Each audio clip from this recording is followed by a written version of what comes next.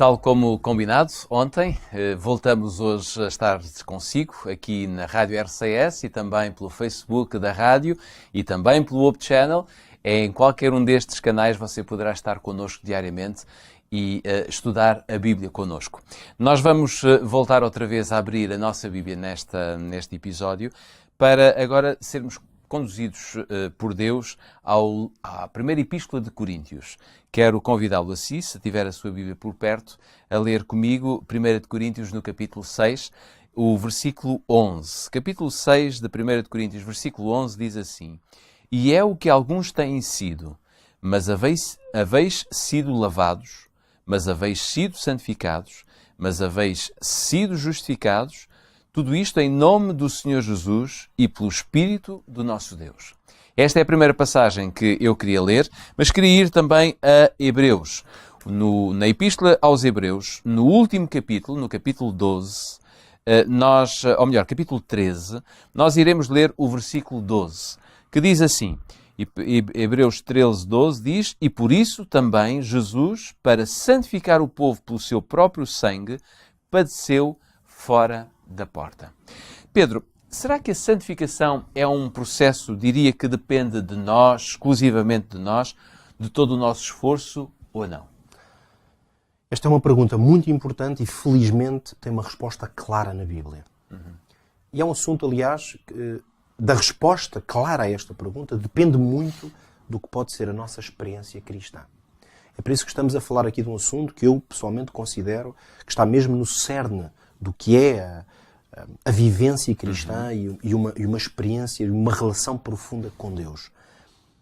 Depois dos dois textos que acabaste de ler, eu penso que não há margem sequer para haver dúvida de que a santificação, a possibilidade de uma vida de santidade, depende totalmente de Deus. Nunca vem de nós, é sempre ponto de... Não vem de nós ponto de partida. E não depende de nós.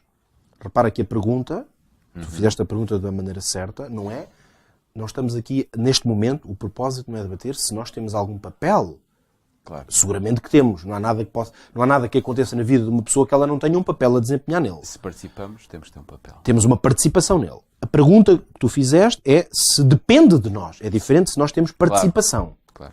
E o que nós temos que entender é que o processo de sermos santos, de adquirirmos e caminharmos em santidade, depende... A base desse processo é a ação de Cristo. Por isso dizia o apóstolo em Coríntios que é em nome de Jesus Cristo que isso acontece. Ou seja, não é no nosso nome. Claro. Isto é curioso, podemos ilustrar isto, porque nós sabemos que o nome é uma coisa que identifica uma obra. Claro. Pode ser uma carta, eu escrevo uma carta, ou escrevo um e-mail, é muito importante que no fim eu coloque lá o meu nome. Exato. Sem o nome, se calhar durante parte da missiva, até poderíamos nem saber ao certo de quem é que está a escrever. Claro. Mas depois vem o nome, ok. Ou até uma obra de arte, por exemplo, em que a pessoa usa as suas mãos, enfim, usa o seu talento, mas depois assina. Então, o nome aparece associado a alguma coisa que é produzido por alguém, e é esse nome que confere o quê? Confere a autoridade, mas, sobretudo, o nome confere identidade àquilo que foi produzido. Quando o apóstolo Paulo afirma claramente que a santificação é operada em nome de Jesus, o que ele está a querer dizer é que é uma obra cuja identidade, cuja responsabilidade está na pessoa de Cristo. Mas depois ele acrescenta no poder do Espírito de Deus. Então, nós podemos dizer o seguinte, não há dúvida nenhuma que há um combate a travar, em termos da experiência humana. A experiência cristã, ela também se define muito por um combate que existe e que tem que ser travado. Uma luta, claro, por nos mantermos santos. No entanto, se não olharmos para Jesus, estamos condenados a perder o combate. Isto faz-me pensar numa história bíblica que é muito útil para ilustrar esta realidade. Eu até talvez opto mesmo por ler pelo menos um pouquinho dela, uma história forte, cheia de significado que aconteceu no momento da história de Israel, em que, devido à rebeldia que os israelitas demonstraram, o Senhor Deus enviou uma praga de serpentes. E a história diz claramente, em Números, que as serpentes picavam e estavam a matar o povo. E foi providenciada por Deus uma oportunidade de salvação que pretendia precisamente ilustrar àquele povo e mostrar-lhes de que eles precisavam de confiar e depender de Deus. E a indicação, eu vou ler Números no capítulo 21, o versículo 8 apenas. Disse o Senhor a Moisés: faz uma serpente e põe-na sobre uma haste, e todo aquele que for mordido e olhar para ela, viverá. Então Deus enviou esta terrível praga, mas providenciou um meio de solução. Eles tinham que olhar para aquela haste, onde tinha uma serpente de bronze, e se olhassem, então viveriam. De alguma maneira, esta história ilustra perfeitamente este processo através do qual nós queremos alcançar um objetivo de vida, neste caso, uma nova vida, um novo homem. O Novo Testamento utiliza também algumas vezes o termo de sermos vivificados, andarmos nesta novidade de vida, que é uma vida em santidade, mas para o conseguirmos dependemos totalmente de olhar para Cristo. Porque são os seus méritos. E quem nos dá o poder para o fazermos é claramente o Espírito Santo.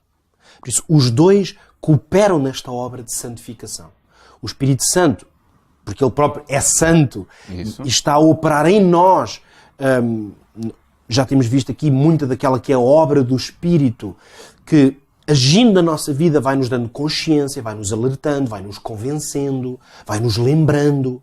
Mas de qualquer maneira nós só podemos alcançá-lo porque temos Cristo como aquele que tem o potencial de ter vida. Então podemos terminar ou concluir da seguinte maneira. Existem duas coisas muito tristes, eu vou usar este adjetivo, existem duas coisas muito tristes na vida ou na experiência de um cristão. Uma delas é alguém convencer-se que pode viver no pecado. De que não há problema, de que não precisa de mudar, de que não precisa de santificar e tornar-se irrepreensível. É uma tragédia que alguém assuma ou não se importe de viver sem corrigir as suas falhas. Claro. E isso acontece muito na Igreja. Mesmo nós pensando na santidade e sermos pessoas irrepreensíveis, ao guardarmos determinados traços de caráter, de posturas, ao mantermos isso, estamos a ter essa... Sim, é que na verdade nós podemos pensar que isto só se aplica a pessoas que não são crentes ou não querem saber de Deus, mas cada vez que nós pensamos ou dizemos coisas, bom, eu sou assim, eu nasci assim e vou morrer assim, da minha vida, ou que acalentamos certas condutas ou comportamentos, claro. E a nossa consciência vai se calando e vamos assumindo como um estilo de vida alguma coisa que não está de acordo com aquilo que Deus revelou, isso é uma tragédia do ponto de vista de um relacionamento cristão com Deus, claro. É uma tragédia. Mas há uma segunda tragédia, que são pessoas que tentam vencer o pecado por si mesmas. Tentativa delas próprias. Ou seja, elas estão no lado oposto, vamos dizer, às que não se importam, que assumem certas coisas na sua vida como aceitáveis e vivem em pecado.